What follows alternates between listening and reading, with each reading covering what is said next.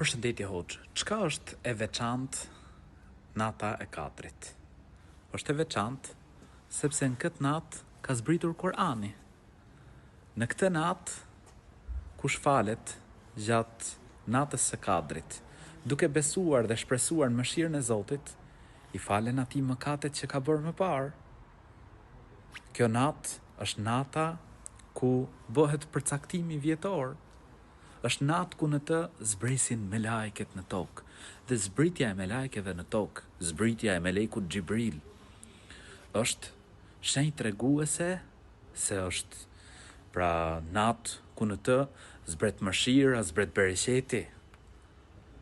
Është natë që është paqe deri në agim.